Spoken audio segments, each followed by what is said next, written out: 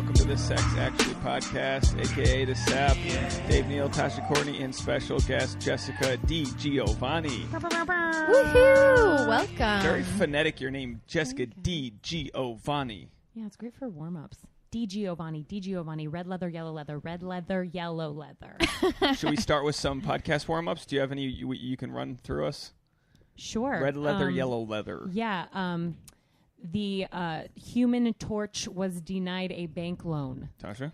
The Human Torch was denied a bank loan. That hit too close to home. What are you saying? My FICO score is not high enough?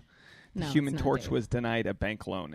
Give me anyone. Can you anything for the podcast? Did you, for your podcast? Yeah. Is there maybe a Sex Actually warm up we can do? Sure. Sex Actually. Oh gosh. Yeah, Sexually. Because Sex Actually is a shitty title. It's a shitty name. The to SAP. say. This is great marketing for you. We have the shittiest podcast title. Okay, so we should just do something about sex then. Okay. Blowjobs unhinge many jaws. Yikes. Tasha would know about that one. You watch her swallow all those pills. It's like, wait, you got the muscle. Like, what the fuck? Put it into practice. Anyway, welcome to Los Angeles. You're welcome. You like how I segue into these things? Great. Yeah. You just moved here. Are you official or are you just like testing Dave, the can waters? I interrupt you for a second? Jesus Because something's Christ. really bothering me. Your I can sounds? only hear you in my left ear, and I can only hear her in my right ear. That's very confusing. I don't know what to tell you. I wonder what your brain's doing right now. And it's freaky because you're on opposite sides, so I think I'll just turn it around and deal with it. I might have fucked something up on the thing, but can you just deal with it? Sure. I can hear myself. Wait, Jess, talk. If she starts twitching, then we may need to figure it out. Yeah, I only hear you on my right one, too. Oh, well, I'm great. I can hear you both, so. Okay, we hear us both. Then let's just keep on moving on. Welcome to Los. Okay.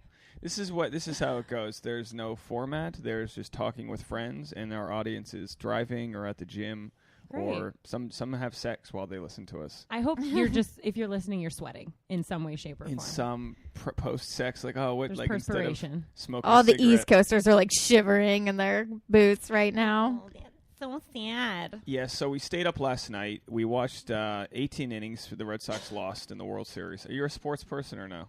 I'm a fair weather fan, so For when who? it counts, I'm there for the Cubs. Oh, you Chicago?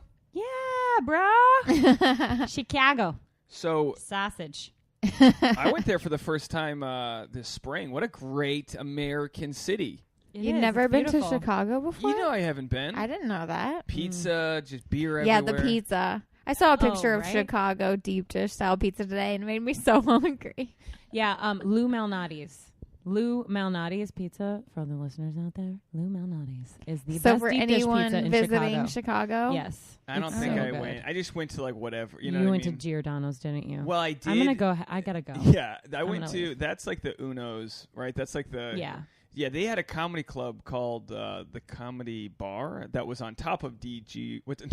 Di Giovanni? Oh, the hotel I own. Yes, the You hotel I seriously own. have pizza. You have pizza making name. I You do. de- I really do. you It's not definitely- delivery. It's Di Giovanni. Why do I sound like I'm peaking? Can I fucking get the sound right once? Or maybe it's just my thing was set too high. Hey, Sorry, be folks. nice to The last yourself. time I was in Chicago was for 18 hours. I took the red eye in from LA and I had a shoot that day. And so I got there at 5 a.m. and went straight to set and shot all day and then went straight to the airport. And I wanted pizza so bad that I got airport pizza and I carried it on the plane. It was The Chicago man. airport pizza. I mean, is it wasn't something. bad. It's something. it was better than nothing. Sure. It's not Yeah. it's better than getting Aubon Pain or whatever at the airport. It's something. Pretty sure that's not how you say that. But yeah. Aubon Pain. I mean, He studied French. great. Okay. Thanks, school. I like to say things the common way people say it. Instead of not being the way, pretentious. When people say I'm gonna go get pho, I go fuck you. Everyone, I know it's supposed to be called. You. I know it's supposed to be called pho, but it's I think people call it pho now. They literally named a It is restaurant 9021 Pho I saw that. because it's supposed to be faux because it looks like faux, not pho.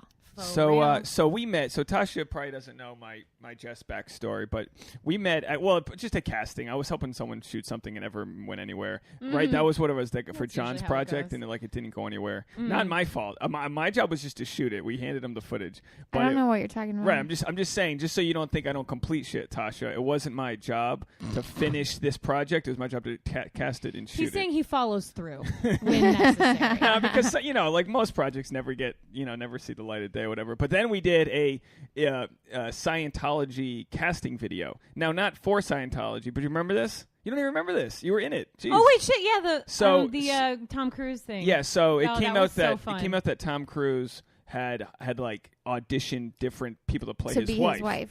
To be his wife, not to play his wife, to be his wife. Right. And so we did a behind the scenes casting of like different women acting out Tom Cruise movies. To court him, and then I was like playing Tom Cruise, just like in the foreground, like you just overlooking my shoulder, as if he was watching. And you did some really fun Mission Impossible action stuff. I want to be in an action movie. There is a show. I'm pretty sure it's on Lifetime. That's exactly about that. I watched the pilot episode. It's definitely on Lifetime. It looked really good, so I watched the pilot on YouTube. About casting an action film.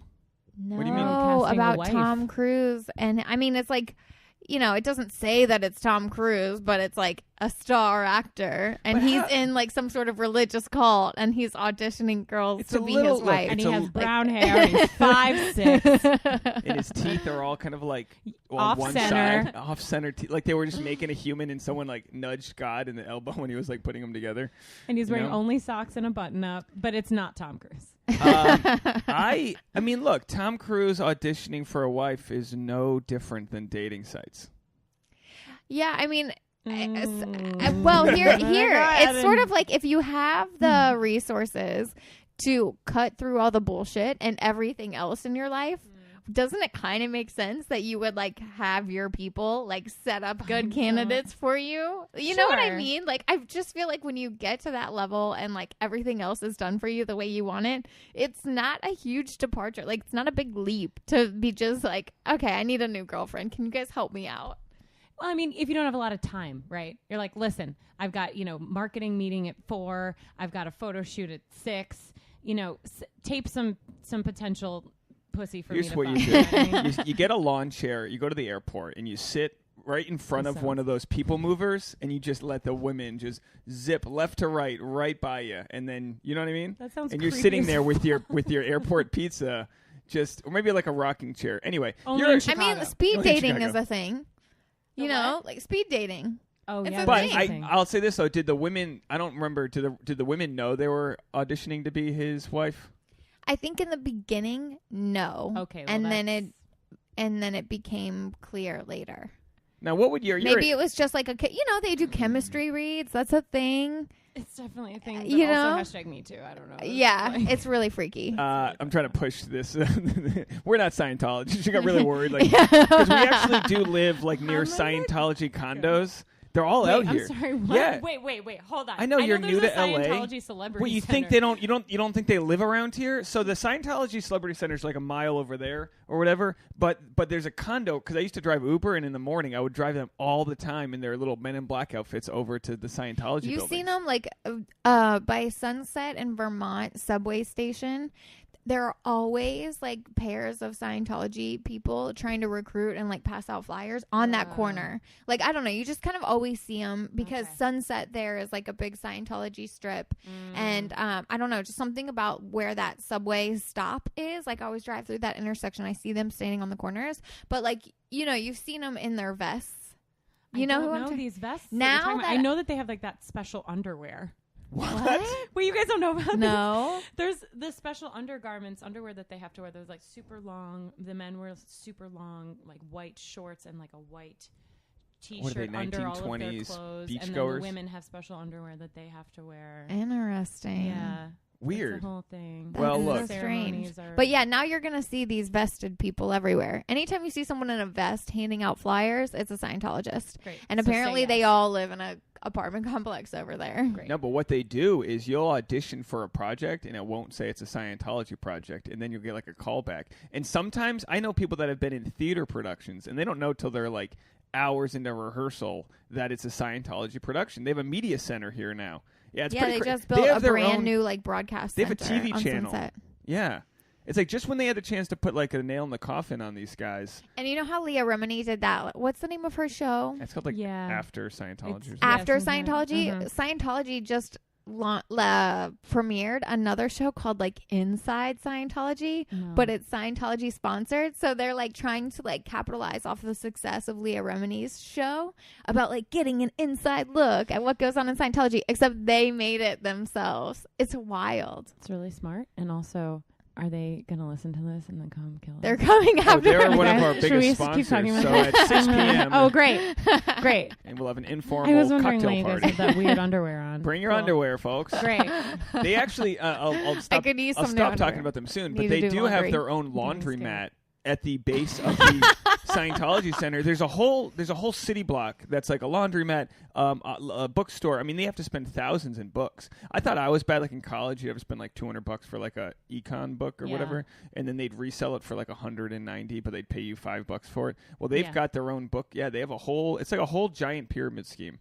Anyway, please subscribe. Even if you're a Scientology goer, will take your subscription to the podcast. That's terrifying. So if you're an actress, what would your audition plan be?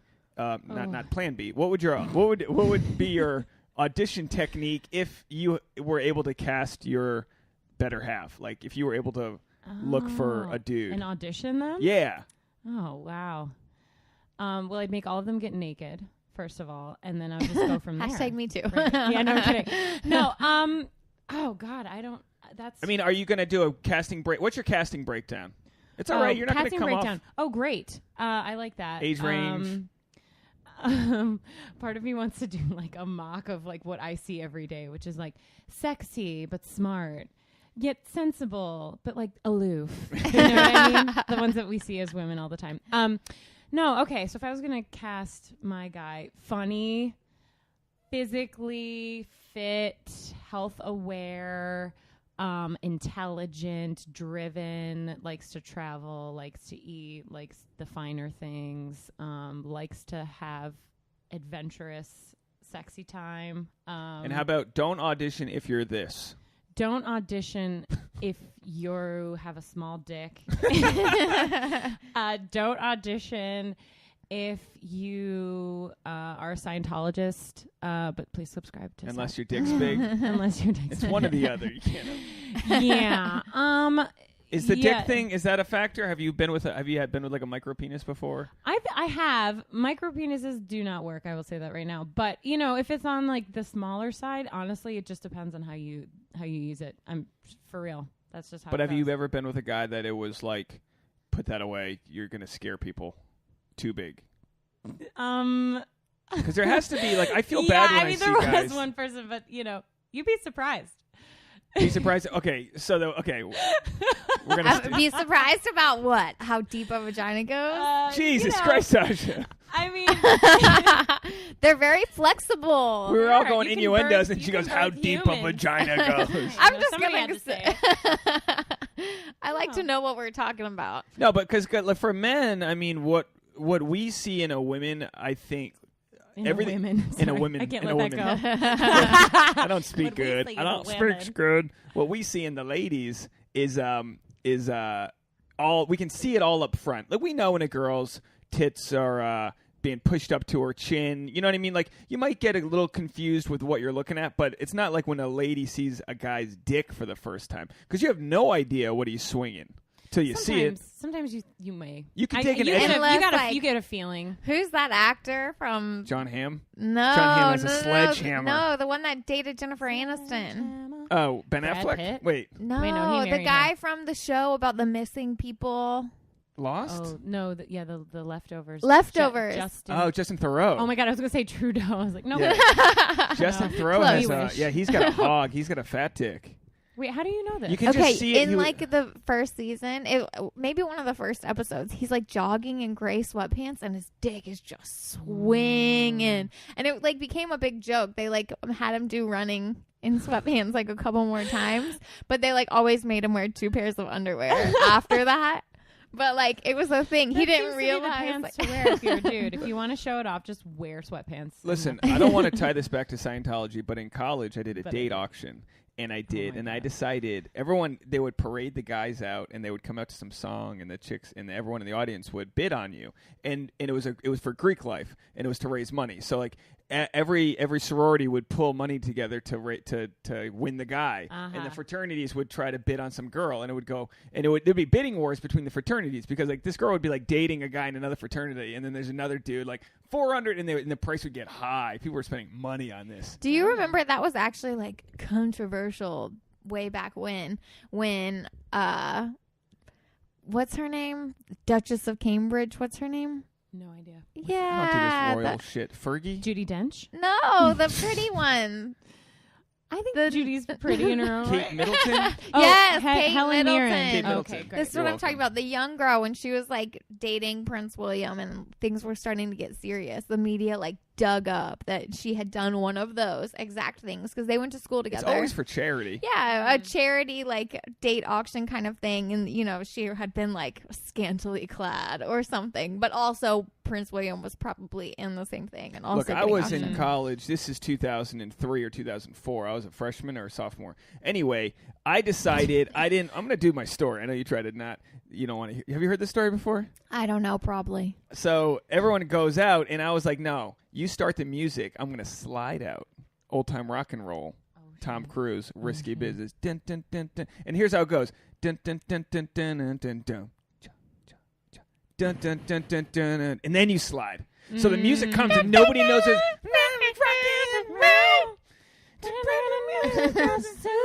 Everybody's like in their car, like, please no.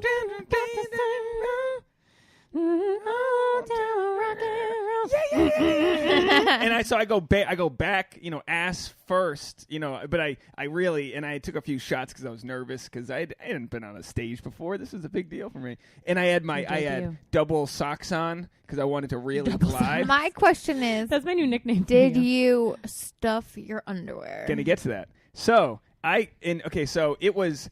I double boxer briefed it, and I know you're supposed to just wear briefs, but I was like, come on, my sister's in the audience. First of all, she's in another sorority. You gotta watch out. So my sister's in the audience, and but I was so nervous, which I think was natural, that my dick went complete like button on a fur coat. It literally went inside. It was literally, it could not have retreated farther.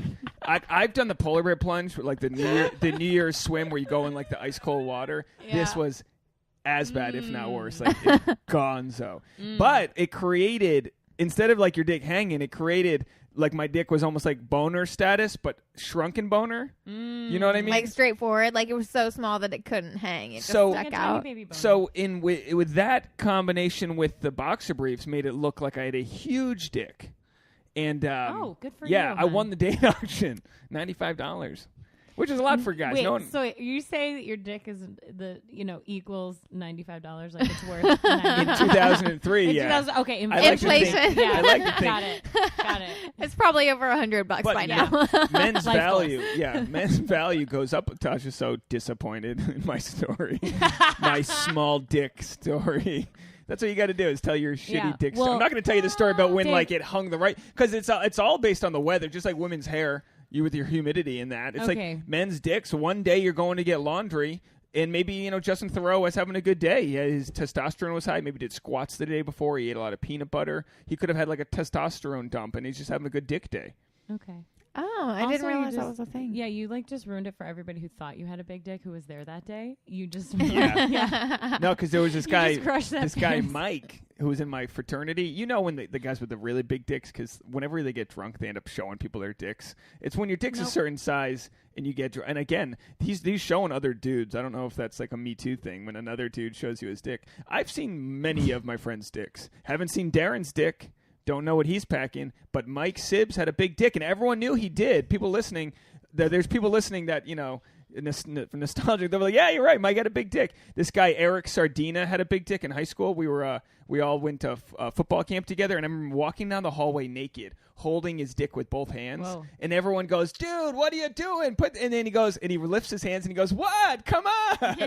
The fucking Greek sausage. Wow. You just remember. But I remember Mike in this instance was asking me if I stuffed my boxers because I think he thought my dick looked big. I think he was a little worried about it. And I was like, no, I didn't stuff them. And the guy's like, damn. But what they didn't realize is there was just, I think the engineering of the shrunken boner made it actually work in my favor. Shrunken boner. Shrunken boners. boners. Many good nicknames for you right now. Double socks.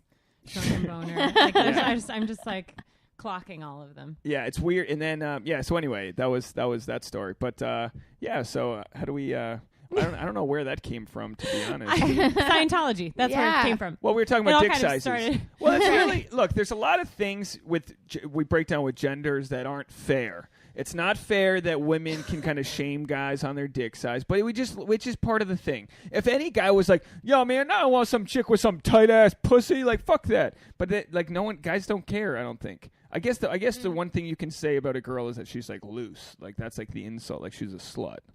You know what I mean?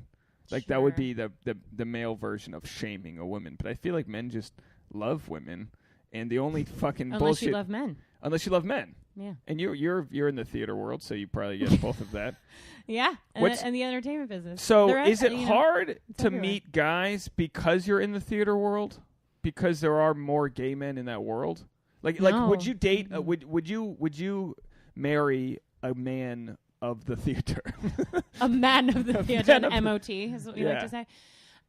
M-O-T-T, a mot. Like, does that fit into what you're looking for? Well, I have a rule. I don't date actors. I've never dated an actor.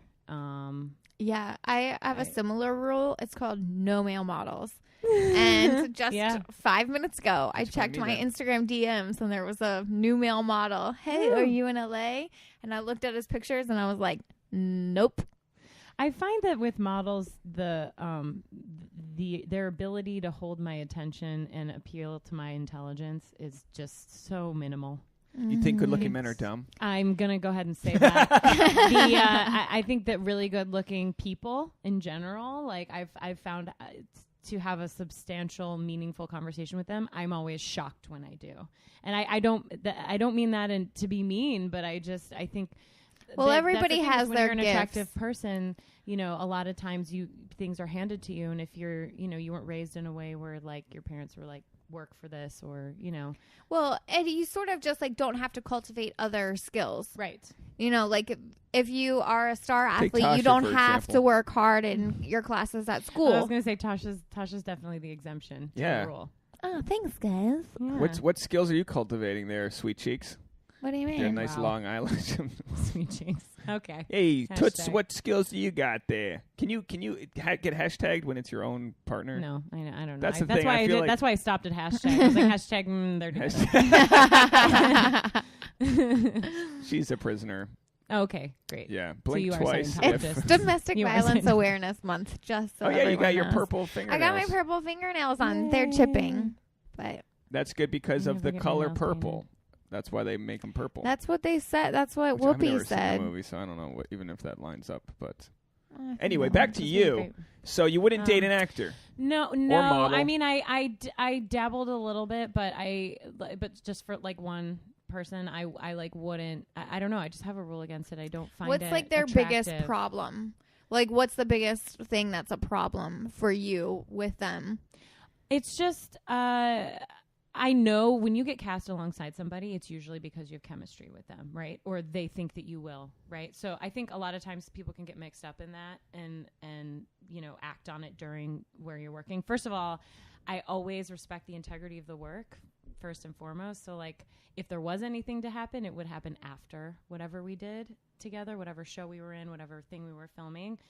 But after the fact, I'm always, always, always, always, always, always, always glad that I never acted on it every single time. But have you been tempted? I mean, like, I've been super tempted. Popular. I've been tempted with actors who were like coming on to me and married. You know what I mean? But I have respect for myself. I have respect for the work, and I have the self what is that? Discipline, the self. Yeah. Like, yeah. I'll say this. And also like the risk involved, because it could totally blow up in your face, and then you've just like fucked up the whole production. Also, and it's a very small world, and like I said, I think the second you sleep with somebody you're working with in a show, it ruins whatever that. It's almost like the anticipation or like the chemistry, like knowing what you can't have. Yeah, exactly. That's what it is. It's the potential that there could be something there, but like you don't have it yet. That makes it exciting. That keeps that chemistry alive. The Weinsteins of the world, and he's obviously the biggest of the scum, but there's a lot underneath him that, do like indie films that you would never hear of, and just the trickle down's insane. But like they know who they're preying on. Like you're going to audition for something, and they're going to see a professional who like walks in. And I'm not victim blaming, but there's a naivete to younger, newer actresses that go into these audition rooms, and then the second audition's in the living room, and they're, you know what I mean? Like it's such a cliche maneuver, but it happens all the time. I mean, it's also easy to get caught up because you come out to LA or New York or wherever, and you're like trying to make your dream happen, and like you can taste it, you're so close, like you're one of the last people that they're trying to choose between, and you're like, this could be my big break. And so I think for a lot of people, you're like willing to let things slide a little bit, or like tiptoe around, like do this little dance, because you don't want to be the one that fucks it up for yourself. Paint those red flags. Yeah, exactly. Paint them white, because you're just afraid of like, I don't know, missing out because you took something the wrong way. We're always like blaming ourselves. Like, oh, did he really mean it like that, or am I overreacting? I haven't told Tasha all this time the way I see the world. And it can come off cynical, but I'm like, that dude's trying to fuck you. Mm-hmm. Or even like, and again, the girl who wants you to go to the wedding, I'm like, and again, I know this sounds horrible to say, but I'm like, she wants you because you're going to be a beautiful girl in her photos. That's and women are that crazy. True. Women are that crazy that they want. No, so Dave is upset because not upset. I just got invited to a wedding, but it's like a new friend. It's we had met a couple times through mutual friends, but hadn't really like connected. And then we were just at like a week-long thing together, had a good time, and we're hanging out a lot. And so she texted me and she was like, listen, like, I know we're new friends, but like, I really want to invite you to my wedding. Aww. And she's keeping it super small and intimate too. So I was like really flattered. And Dave's like, she just wants you there in her pictures. And I'm like, way to be supportive of new friendship, Dave. First of all, way to be supportive. I wasn't invited to the wedding. What's the standard? No ring, no ring, no bring. I actually told her that because we were talking about it. We were just talking about wedding planning and how expensive it is, and that it's crazy. Yeah. But Tasha's like, you can come to Cabo if you want, and I'm like, and I'm not even invited to the wedding. Cabo? But then I was thinking like, new friends. It actually works out better. I don't have to go to the wedding. I can just go to the resort and hang. But again, that's why I don't want to get married. I'm not getting married. Yeah. I'm not doing it. Just because of the actual wedding? I don't know. I just don't. It's not a thing. Or it's the not something I'm institution excited of about. Yeah, the institution. I don't really believe in it. Let's talk about that. Are divorced, and it was like really How long, old were you when and that happened? It took them. I think. Okay, so I have trouble with the timeline here, but my parents got. I think my mom asked for the divorce like when I was like 12 or something. No. I think it was older. Have you talked to your mom about it as an adult? Like, do you know why? Of course. I mean, the divorce went on for like 10 years. It was insane. Because they would get back together? No, it was the litigation. Jeez. It was fucking awful. And the only people that win are the lawyers. They're all on the same team. Yeah. Just like politics. Republican, Democrat, they're all on the same team. Yeah. Lawyers, they're all making their money. For sure. But yeah, so I just kind of, maybe that's part of it. Maybe it's just, how marriage originated. I know it's not like that anymore, but I don't know. I also don't think humans are monogamous creatures. I think it's a choice to be monogamous. I think if we were built that way, that chemically, once we found like our person, we would not be attracted to anyone else or want to fuck anybody else. Plus, you're seeing these actors that are married that are hitting on you, right? And so I also have trust issues. How blatant is that, by the way? Yeah, how blatant are they hitting on you? Well, some of them, like this one actor, I'm not going to tell you who it is, but my very first feature film that I did, Justin where I Theroux. played an Amish girl. His name is Justin Theroux. I played an Amish girl who gets possessed. Don't worry about it. I've played possessed many times in my life. It's super fun. But his very first day on set. Is this film online or something? Yes, it's online. Okay, so someone could watch this film. Right, but they don't know which actor I'm talking about. Cool. Okay. There's several actors in it. I'll do my homework.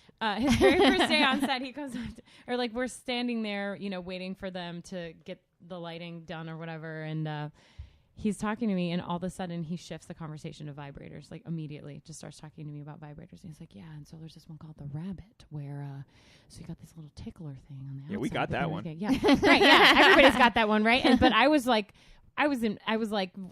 23 or something, and I was like, oh, okay. I didn't, I was trying to be nice, and I was like, oh, thank you so much for telling me about that, my Midwest roots. And later on that night, we were all in the same hotel in the same hallway, and it was kind of like college. It was really fun. And the sound guy was like, Jess, you got to come here. I go into his room, and he presses play on the sound. He recorded the entire fucking thing. Oh, my God. It was so fucking good. It was so good. I was like, the things that you say when you're mic'd up, like, man, you got to be careful, man. Right? But did the sound guy then hit on you after that? No, He's like, you got to watch out for these creeps. Here's my number. Because that's the thing with guys. He had some jam sessions and stuff in his room, but that was like with other people. So would you hook up with crew? You won't date an actor, but crew. I've hooked up with crew before. Ah, okay. Yeah, I would hook up with crew. I love crew. So crew is better than the actor. Their job's got more stability. I don't know. I just I don't know why I have such a thing with kind actors. of crew have you hooked up with? This might be too inside for an ADs. audience. Assistant directors. Okay, you like men of power. Any grips? And grips. Yeah. A grip. Women love the grips because they're like the tool man on set. Yeah. They got the strong hands, and they're, the grips can get in your way as an actor. I feel like the grips have the easiest to hit on an actress on set because they're around. They're around, and they can pretend like they're rigging something up with their hands, and they all look like MacGyvers because they're literally they're called grips. Their job is to like build shit with their hands right away. Yeah. And you're just looking at them like, oh, hey, Pete. I've always been attracted to DPs, but it's never worked out for whatever. That's director of photography. I don't know. Some people might not know these terms. DP sounds DP like a porn it does. thing. Double penetration. Yeah, I've always been attracted director to of a cinematographer. Well, a cinematographer is like, his job's to make you beautiful or make the scene beautiful, depending on. Yeah. Make you look like a possessed Amish person. Like I just always like it's a really artistic kind of thing. And for the record, I'm not like fucking the crew during my jobs. By the way, no, but it's like you're all working of this has with happened these people. after the fact. Like I said, like I never act on anything during a project ever because again, I respect the project. I respect. You never act in the sexual manner. No, because that's a little complicated to say. You don't. No, act. I act my face off. So why possessed?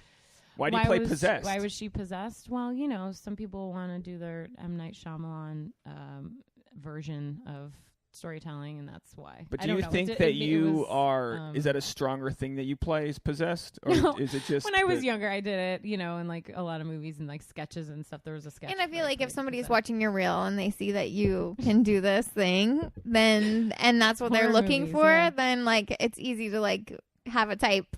And like just be, like what's I'm known for Sexy my possessed. yeah. I like it when one eye looks possessed Sexy and the other doesn't. Sexorcism. Last night, Tasha, we were eating sushi, and then she leans back, and I go, "What the fuck's the matter with you?" She looked like she was gonna murder me, and she was like, "Nothing, babe, I'm fine. That's just my face." Oh my god! But she literally would just like went into this, and I get it. Sometimes I'll like look like I'm solving a math problem, and she's like, "What are you thinking about?" I'm like, "If you only knew."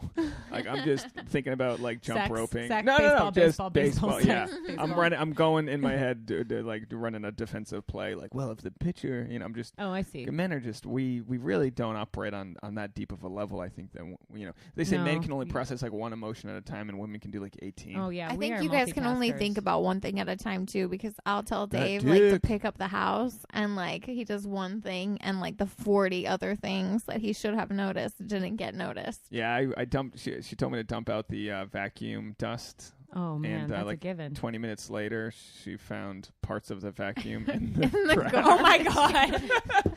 And she was like, "Babe, you've never emptied a vacuum." She was like, "Babe, you have the bad attention span." I was like, "Well, no, this isn't an attention span thing." Oh, look at that bird. Yeah, no, I'm just saying. Like, I really thought there was a bird outside. What an actor! And that is acting. The whole audience is like, "You're welcome." No, it's like, but she thinks I'm a fucking idiot, but she'll, like, twice this year locked herself out of the house. So, like, shit, like, I don't call you out on that. But prior to that, I hadn't locked myself out of the house for 8 years, so but I'm twice allowed. In 1 year is a little nerve. Sometimes you get stressed and you forget your keys. That's what happens. But the point is that with someone who's, like, in Tasha's case, someone who, like, is a kind of a know-it-all. You're a know-it-all. You know it all. You know it all. When you know everything. Look, she's not denying it. Be here. Yes, you do not leave. Okay. When you're a know-it-all and you see someone else do something that's different or not the way you would do it, like my buddy Darren's this way. He's like, why'd you do it that way? And I always feel like I have to explain myself. And it's like, I'm a creative. I multitask. I do a bunch of things at once. I'm super productive. I'll paint a house faster than anybody. Will there be some holidays, as they call them, some spots I missed? Yeah. Like, it's not good work. I do a lot of shit. I don't do it well, but I do a lot of it. And there's something to be said right brain. Yeah. Let me do 90% of the shit, and you can come in I'm and trying to dot my understand how I's. you think that this is like a praise of yourself, because both of us are on the same page over here, knowing that. Enjoy it. Fine. I'm just saying, I'll be the mule who tills all the land, and you can go in there every once in a while and change the blade. No, or I'm whatever walking you do. around behind you, It's a doing great it metaphor. right Sounds when a you role, messed like it a up. good role play. That was a for good you guys. Amish role play.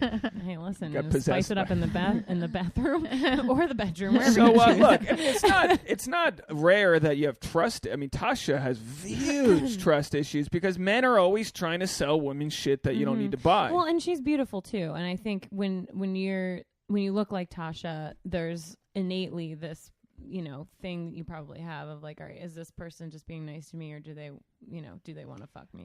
I think in general, a lot of girls probably feel that way. You gotta suss out when someone's approaching. What do they want?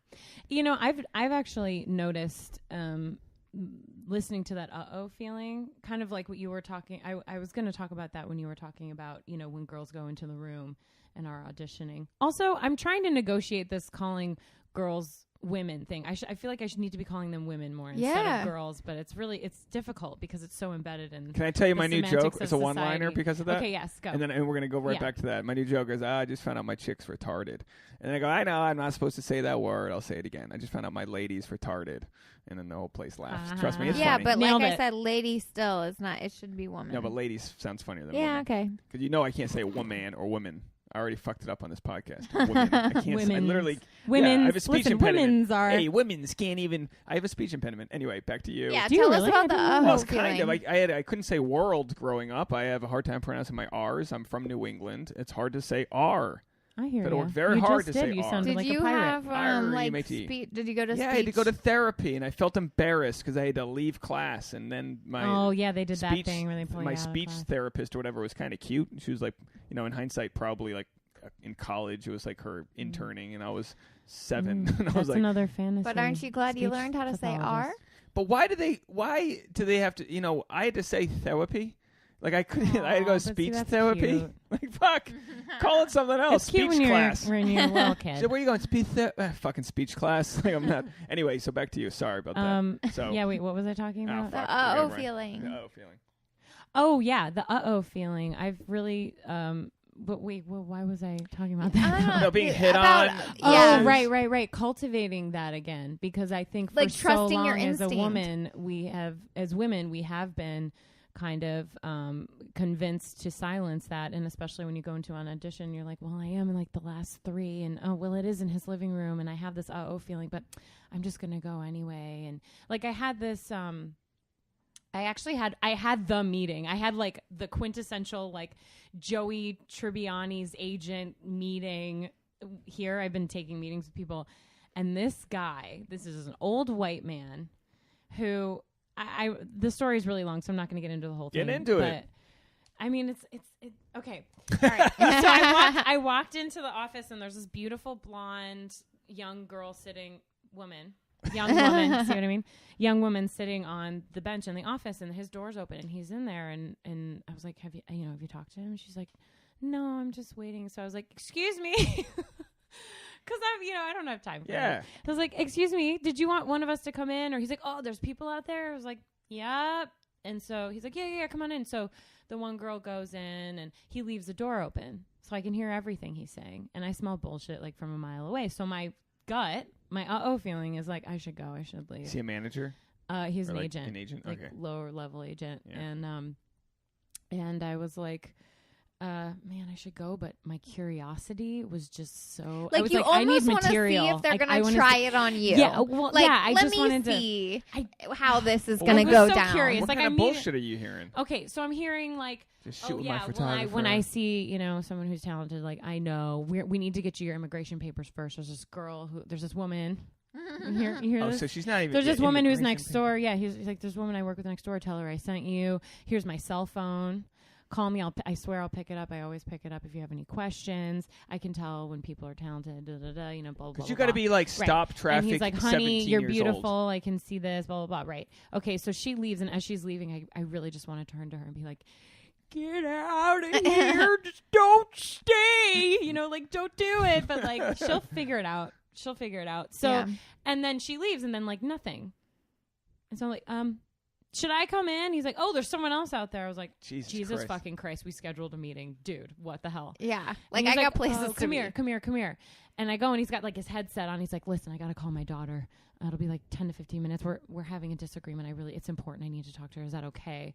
And I know I kind of had a stink face on, but I was like, yeah, sure. Because at that point I wasn't going to sign with them. I just wanted to see how this went. Yeah. But I've already committed. Like, let's fucking I found a great parking spot. I was like, you know what? I just want to enjoy this. So he shuts the door, and I can hear every word he's saying. And he starts to cry on the phone. And he goes, just don't ever doubt that I love you. Don't ever doubt. Right. And just being like, I know I'm not a good listener. And, da, da, da.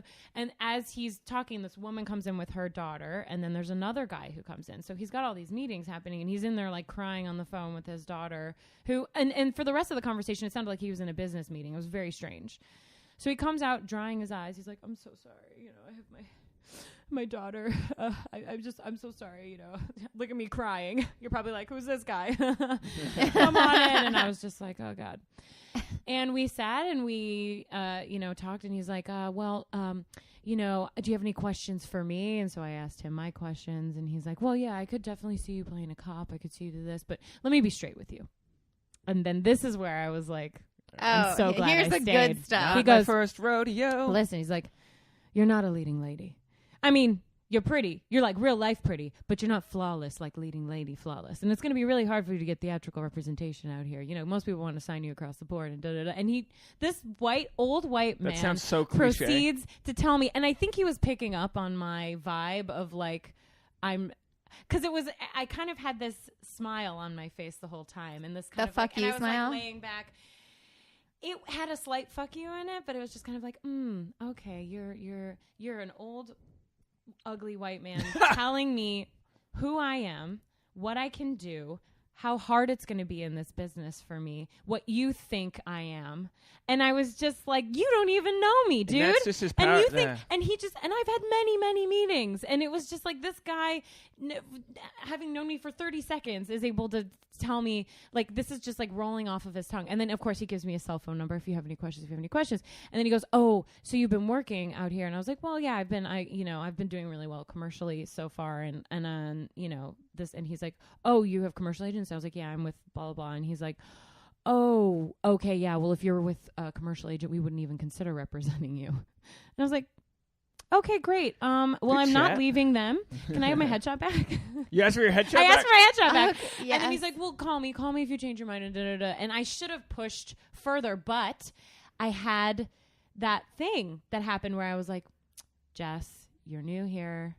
You don't know who knows who. Like, don't be too assertive. Yeah. Well, now I am kicking myself. No, because honestly, anything more than what you did, I think, is like ego. Like, you just politely say, all right, we've wasted enough of my time and I'm going to leave now. Yeah. You know what I mean? But I know that feeling, but it's like, unless you're going to save the... But also, like, I find myself being less and less apologetic and less hard on myself for being a huge bitch.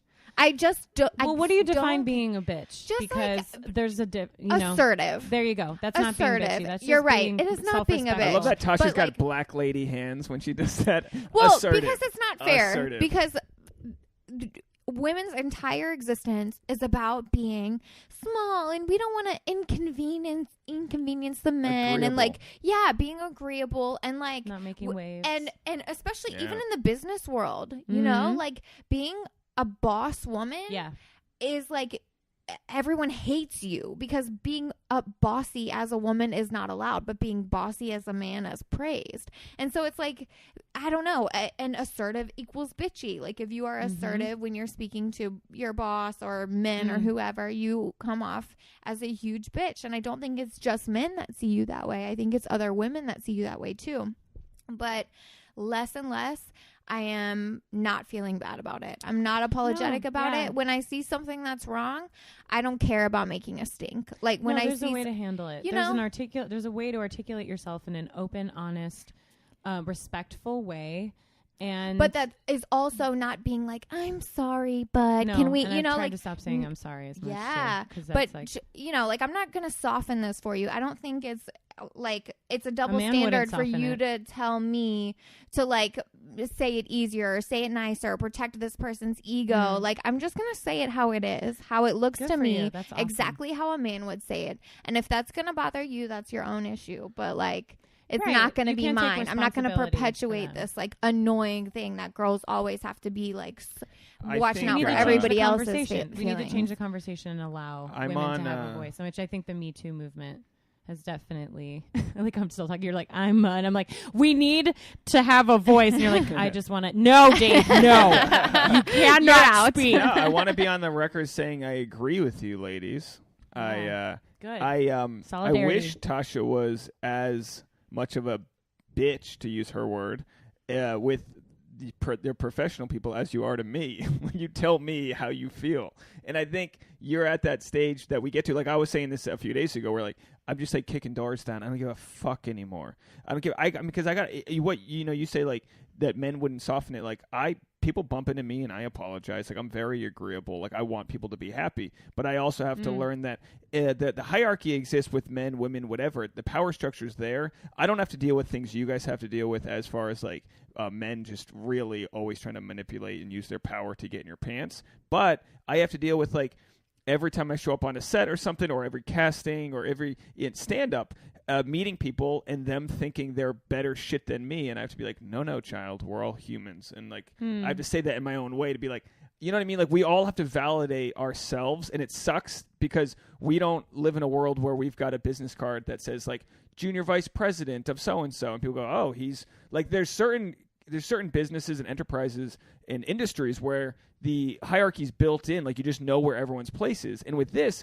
you show up to an audition with some chick from the Czech Republic who's trying to get her papers, and you're like a working actress who's been in projects with A-listers, and yet this guy's telling you what you need to be. You know what I mean? Mm-hmm. It sucks, but it's like you're not going to, it's almost like you have to just like be above those people. But I do feel like you save yourself a lot of trouble and a lot of wasted time by just like knowing, like having your like knocking on the door, hello, we're out here waiting. It's just that it's that self-respect. That I think that's where it all originates. And Dave, you were saying something about like us needing to get validation, and I think that exists for many artists, especially comedians, especially actors.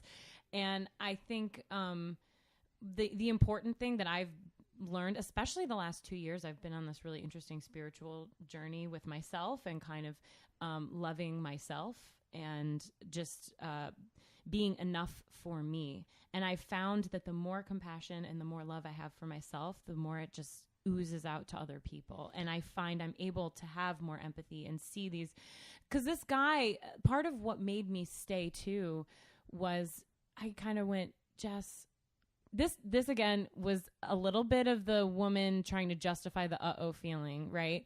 But I thought, everyone's going through something. Everyone's struggling through something. He's crying. Those are real tears. He's in pain with his daughter. He might be an asshole and have caused it, but whatever, try to be empathetic. And then when he started talking to me like that, I was like, no, he's a dick. But that's what he has control over. Seeing ourselves reflected in other people and knowing that we're so much more alike than we are different. Totally. And I think that's what's going to heal the world, honestly, is compassion and getting rid of toxic masculinity. This is my plight. This is my platform. I'm using it. You guys are going to steal the podcast and kick me out. Yeah. Yeah. Toxic masculinity. So how do you get rid of it?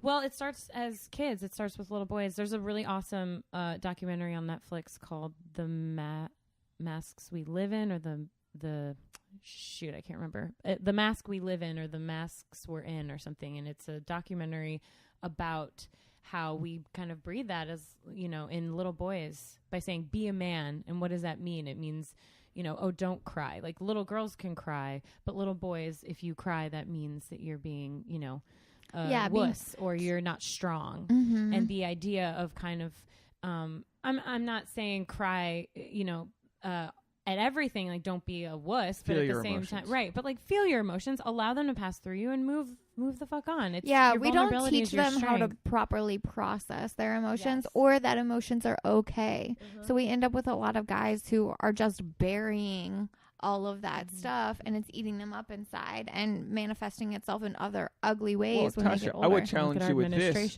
I would challenge you with this. I mean, you've got parents that are married still, crazy, and I was raised without a dad. God, like, amazing. I cry way more than you do. I think I share my emotions way more than you do. Do you worry that you're bottling up your own? But is that just with her? Yeah, emotions. I mean, I get on stage and share with strangers. You would not want me to be your Uber driver. Trust me. I would be the fucking I talk. So the Scientologists love you, is what you're saying. I'll talk to anybody. You really want to listen to me? It'll just like hit the alarm on the elevator, like doors are closed. Well, that's where I have met men that are able to access their emotions, and it's beautiful, and I love that, because it's, you know, it was interesting. I was having this conversation with someone yesterday about it, and they were saying that, oh yeah, you like when guys cry in front of you because it makes you feel like you have power over them. And I said, no. It's like a relief. I'm like, oh my God, yes, you're allowing yourself to be a human being. Thank you. You know what I mean? Do you feel that way, Tasha? Or do you feel... well... You see me sharing my emotions. Do you feel Well, do you relieved? really want to get into this? Yeah, fuck it. All right. I don't like too many emotions. I feel like emotional work is something, like, sometimes you need somebody to help you through it, but I feel like a lot of emotional work is personal work that you should process on your own. So I find it very annoying when guys cry in front of me, because I feel like it's manipulative.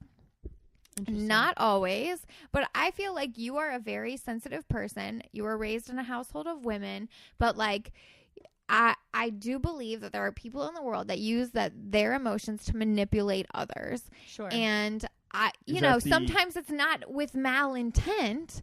It just happened. You know, it's not like you have like an ulterior motive, that you think in your head consciously, oh, I want something out of this and I'm going to cry tears to get there. No, I don't think that's what's happening. I think it's just you feel your feelings, you get a response from feelings, and so that becomes a habit. I find it very annoying when guys cry in front of me, because I don't like feeling like I'm being manipulated because somebody else is going through something. I don't want to be forced to, you know, be gentler or like, you know. Well, it's hard to explain, because empathy is like exactly. You can just sit there and let them. And I think that empathy is a very natural thing, but like. But you've ran away from my emotions before. And sometimes I think if you look at the transcript of what we both just said, you would assume that what you said was the masculine and what I'm saying is the feminine. Yeah. You know, I think our relationship has this normal dynamic, but I think it's flipped it over. I mean, I've read my book about codependency, and they literally talk to you in the book as if you're the woman. They say, oh, you might be codependent if your man's out there drinking and you're making excuses for him. And I'm like, I'm the codependent one. I think in a lot of making instances, excuses for you. The script can be reversed. How many guys have you heard saying that they feel trapped by blah, blah, blah, and oh, here comes the waterworks when their girlfriend's crying or whatever. I think in general, like, emotional work is super important, but we shouldn't be like placing our problems on other people, especially our partners and our friends, because it can be very draining. I think always you can expect that someone would be there for you in an emergency, or that your friends will want to help you through things, but like, also get a therapist. Isn't that what friends are for, though? No, yeah, absolutely. I guess what I'm saying is the idea that when emotions are suppressed, they come out in aggression and anger, right? And that's where you get domestic violence. That's where you get, our and it's all administration. Fear. It's fear driven because like fear of being vulnerable and not being accepted for who you really are, or being rejected or not. And loved. I'm not saying, I'm not advocating that anyone suppress their emotions at all. I'm just saying that like there's a time and a place. There's a time and a place. You have to realize. I think for me too, I'm very empathetic. Sorry, I got stuck in a cord. Like naturally empathetic. Almost like wait, what do they? There's a word for it. Empath. People call it like I'm an empath. I'm so sensitive to other people's moods and feelings and everything that I find it physically overwhelming. Not just like emotionally overwhelming, but like my body hurts when other people. Because you're an empath that's an introvert. Which is probably very tough. So that's something where you have to cultivate your own like protective space. Yeah. But because I think empathy comes so natural to me, it's almost like when somebody else is having a tough time, it's like I obviously want to be there for you. You're my friend, you're my partner, whatever. But also like be aware of the impact that you're having on everybody else. That's what's tough for me because I'm an empath, but I'm also. Though I can bear other people's issues. I love it when my friends call me. I get random friends calling me from random places telling me their shit. Like random. And I'm always there to be like, let's go talk it out. Like Darren, I mean like my buddies are like we do have But you're talking it out. You're talking it out. So it's like managed amount of problems or like managed amount of like it's like people actively seeking a solution, not just like sobbing. Yeah, sure. Yeah, but I think, what I'm saying is I think for you, it's like, I can understand it being exhausting. I mean, I've read a lot about how introverts and highly sensitive people feel because I don't know how that is. I can sit in traffic all day. I drove us 8 hours. I can do it. I mean, right? How often do you see me get you get so mad that I'm so easygoing and I'm weaving in and out of traffic. I'm cool. You can't drive. You can't be a passenger. You got to be bound and blinded in the back seat, using a coloring book to even make it down the 405. True or false? Wait, I don't get that. What do you mean by that? I'm saying she's as a passenger or a driver, traffic fucking stresses her out so crazy. Whereas sitting still. Anything. No, it's like the stimulus. It's never going fast. Overwhelmed. Yeah. What I'm hearing is that like you get overwhelmed. In excess of anything. And what I want to work on, because we all have it, is anxiety. Because Tasha's got a couple of new projects that are going to be starting. That's going to take a lot of her time, and she's already. And I'm sorry that I'm speaking for you, but tell me if I'm wrong. You're already starting to freak the fuck out over it, and all we can do is plan. And have this, and I last episode I did was detached mindfulness. Like we need to be detached and be in the moment and do what we can now and not worry. Like Sunday evenings is tough on you, and it's because you're like, fuck, I got tomorrow. Here it goes. I understand that though. Yeah. Actually, my therapist told me this one thing to do that's amazing.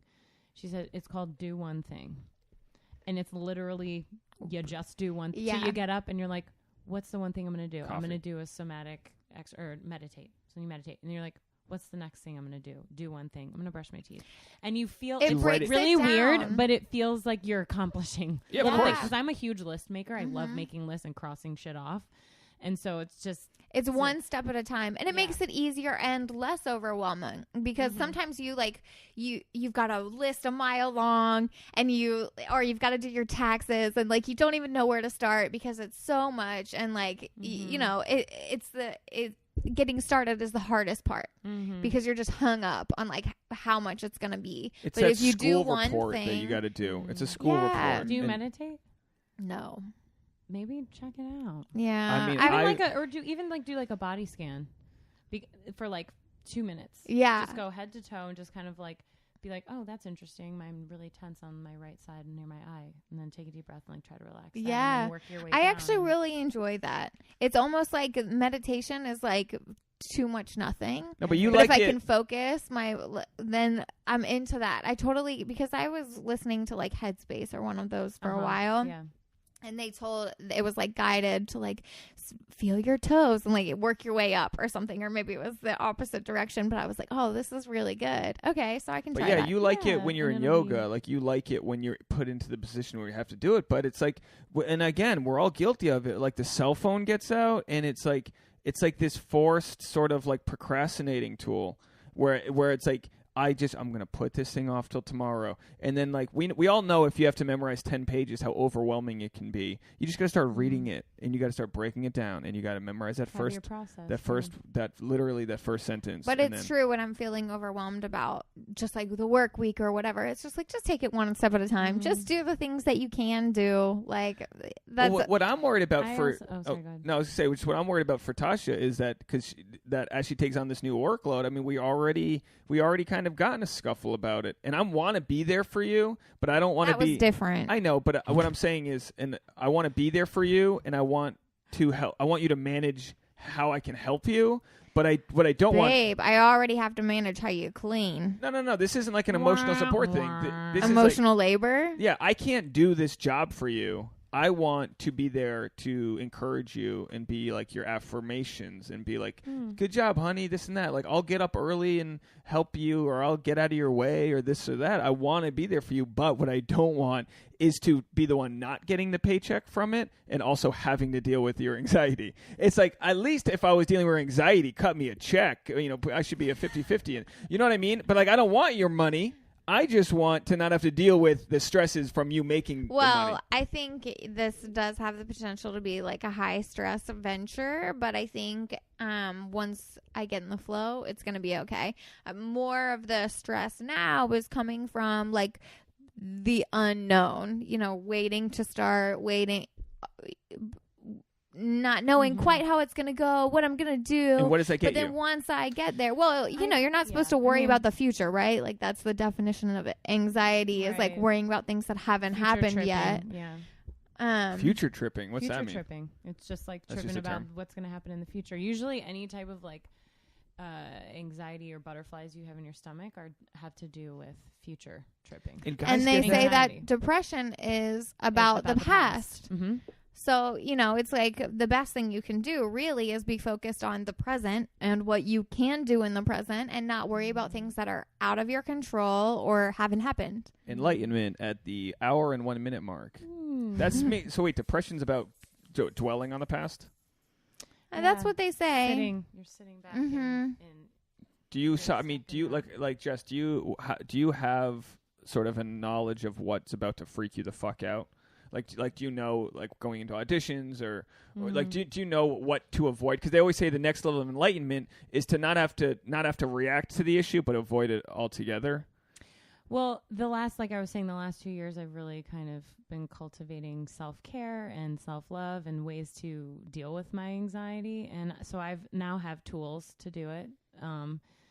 And the rabbit, is that the tool? Rabbit? Well, yeah, I carry that around in my bag at all times. I have several. One in my car, one in my house, one in my purse. Cigarette charger. I'll leave. I actually brought one for you guys, so you know. We have all the vibrators, right? But I mean, like, you know, to add to your collection. Okay, good. Yeah, you're welcome. Because like in today's world, with the politics the way they are, there's a lot of women that are losing their fucking shit. Yeah, I burnt out. I was going to protest. You burnt out before the election, or after? No, after you were pretty certain Hillary was going to win. Like spring of this year, I was like, I kind of got off social media a little bit and just was like, I need to focus. That's when I was like, holy shit. The reason why I'm not able to handle this right now is because I haven't done the work on myself. Because you can't help others if you haven't helped yourself first, right? And so if I'm showing up depleted to something, it's not going to help anybody. And it's also the do one thing. Because there's so many things. Every day, it's a half a dozen new things to be outraged about. Like, it's nonstop barrage of things. And they feel so outside of your control and so much bigger than you. Is that the... Oh, Boone must have just knocked the vacuum. Because it's not about no issues are resolved. We just move on to the next one. So you sort of have to, like, if you want to continue to, like, stay active and feel like you're making a difference, sometimes you have to take a step back. I mean, sometimes you just have to. You need to work on yourself. But one of the best pieces of advice that I read about, like, continuing to, like, be active politically and trying to make a difference is pick one thing. Pick one thing, because you can't do it all. So pick the thing that resonates most with you and like let that be your focus. And it's okay to feel upset about other things, but you can't fix it all. You're just one person. That's great advice. Yeah. Should we end on that? Should we end on that? No. Keep going. No, we're getting to all the good stuff. Okay, I need to hear everything that your do you therapist says. Do you edit these and stuff? Absolutely not. No. Oh, great. Not unless he says something Unless you wrong. text me in an hour and go, that penis thing I don't like, and then I go, there was a fucking lot of penis talk. Yeah. There was a lot of penis talk. No, I've once in a while. I feel like we did. I feel like we went like kind of serious and like we're funny people. Yes, well, I did. You know. Yeah, we have to deal with these ebb serious. And flow. Here's the thing for me is like I always like a lot of people say like you can't worry about too much, and this might sound sort of like I'm not doing my part, but I think you just have to make your own tribe, like surround yourself by amazing people. And part of that for me is like part of my voice as a comic and podcaster is my amazing people I surround myself with are also the audience. So like I might just be surrounding my opinions and my hopes with you folks, but like we try to bring on people that we like, and then maybe there's 10,000 people that are listening that can like be part of that. You know what I mean? Like, I don't know. I think it's I think this is for me more productive than, not to say I can't protest and be supportive. Like Tasha, you haven't asked me to go to any of the women's marches, but like I'd go with you. We got one coming up, babe. We'll put it in the calendar. I am super busy now. I'll go with you. Fuck yeah, absolutely. Sweet. I'll go with you guys too. Sweet. Let's make a date. I'll send you the Facebook. You guys could be like play sisters in like a movie or something. You should do a Lifetime. Yeah, we do. I was looking at you like, wow, she's got eyebrows and we do. I have eyebrows and eyes. I do. Look alike? Do you want me to leave? What the fuck? Yeah, can you go? Get out of your corner. I feel like we can be friends. We both have like sort of friends. like dark, Yay. like green, I just met dark Tasha today for all the listeners out there. Yeah. For all the listeners. No, but I know cool people when I see them. them, and Jess is a cool person. Like who actually we've only probably seen each other in a handful of times before. You know what I mean? Like, you know, I feel like you would have a random like Central Park party. I would. Or He showed up to my so every Gooch and I summer, showed up. Or every spring I have a birthday picnic when I lived in New York City. I would do birthday picnic, and this one day it was really shitty weather, really rainy, cold, and Dave showed up with the fucking boombox. My solar and we had panel a boombox. Great time. Me, you, and Gooch. We got a photo. Yeah, Gooch. Yeah, Dave still won't throw out that boombox. Please don't it's ever. Obsolete. Don't ever. My that little thing's gonna be worth a shit ton one day. Maybe my little speakers after like the apocalypse, or like when in the future, no power. It'll be like in a glass case somewhere. Powers down, and I'm like, I got sun, motherfuckers, and then I can play like 3 songs before put your Disney cassettes in there. Yeah, no, they take the old style iPhone mount, so like it really the original is. wide one. Yeah, that 16-bit. You know what I'm talking about? You won't be able to use it. Anyway, so we'll continue this at the next Women's March. Yeah, we'll do a Women's But March podcast. I want you guys to realize, and this isn't an not all men type of thing, but I want you to realize, because I know Tasha, you've said this like 3 times this week, that we do have your back. Like not when you're defending Megyn Kelly. No, I'm defending the hysteria that the media is. I think the media is insane. Yeah, and I think they win. I think they can pay someone $69 million, fire them, and the media still wins because it's all about creating this outrage. You know what I mean? I think that's what it is. Yeah, I mean, we can get into why who our president. Yeah, our president. But it's the left and the right. Well, I feel like that's the media has a lot. They do have a lot to do with it, and it's the only the ones age profiting. of distraction. So, like, you know how we're just talking about how like 6 new issues every day. Like, you can't even, because it's on to the next, on to the next, on to the next, and like I don't know. We don't have a lot of responsible journalism. That's the truth. But and no one cares to listen. Well, I mean, a lot of people will listen to hours of a podcast. They really will. But then the majority, the middle America, the laziness is like we just look at the headline. And I go as a dude who got into comedy because I just can sniff out bullshit. When Coney 2012 happened, it was a guy who was raising money. I was like, this is fucking weird. You know, everyone's raising all this money just as a PR campaign, and this guy's making money. And I saw that. And then a week later, he's naked, in San Diego, running around having a nervous breakdown because it turned into be his biggest flop, and Coney's still out there, with a kid army in Africa. And I was like, yeah, Yeah, I just see that shit. So when I see the news misquote things, I go, we're not hitting the problem if we're going to keep misquoting things. And look, I hate Trump like the rest of them, but like he didn't say all Mexicans were rapists. And Trump's got enough bad things going for him that if we stick to the issues. Well, but also like just because he didn't say it exactly like that doesn't mean that's not what he meant. Well, and here's my argument. My argument is what we can all glean from this is do your own research. Yes. You can't the media can't be trusted. Don't just read the headline and don't just accept what CNN says or what, Fox says. Maybe listen to BBC. Maybe find I know that there's a YouTube channel, there's a guy who actually like takes from both sides and just gives you the facts. Yeah. And I think it's now we're realizing because the pendulum has swung so far to one side, which is a reaction from something else that we need to look at first Newton's of all. law. But we need to go, okay, it's physics. We need to be more involved. And that's what we're seeing with all of these movements and all of these protests. Right. And yeah, because like for a long part time, of a community, and that there's more of us than there are of them, and that's what we need to realize. Truth. But they've been playing the long game. They've been paying attention. Oh, they've been paying attention, right. and they've been playing the long us with game. this thing over here while they're playing it. But saying they is also sort of divisive. Well, I hear you. Yeah, but the fact of the matter is we live in this two-party system, and it's the same as NFL football. It's just, like that's part of it, and some people are going to be smart enough or diligent enough to think outside party rhetoric or party lines and like look at issues and make their own informed decisions, and other people aren't. But like but don't you love when you vote see November. Like don't you vote, please vote God, get out and November 6th. vote. Don't you love when you see like Jeff Flake or like who's the female Republican that she voted no on Kavanaugh and then raised like $12 million right away? Like people wanted to fund her for sticking up against. Susan Collins didn't vote against Kavanaugh, and within like 2 hours they raised like $12 million or $60 million. I don't know. Something I'm you sorry. just said 12. Did I have it wrong? It's because she didn't vote against him. She didn't vote against him, and this they country's raised fucked. all of this money. Yeah, no. It's not a good thing, Dave. No, listen. You didn't she listen. Got a ton They of raised money a ton for of money The irony. for her opponent, her future opponent. Oh, okay. So now they're trying. That is a good thing. It is a good thing, but November 6th, we've got an election right around the corner. We've got less than 2 weeks to be knocking on doors, talking to our friends, talking to our coworkers, talking to our neighbors about the issue.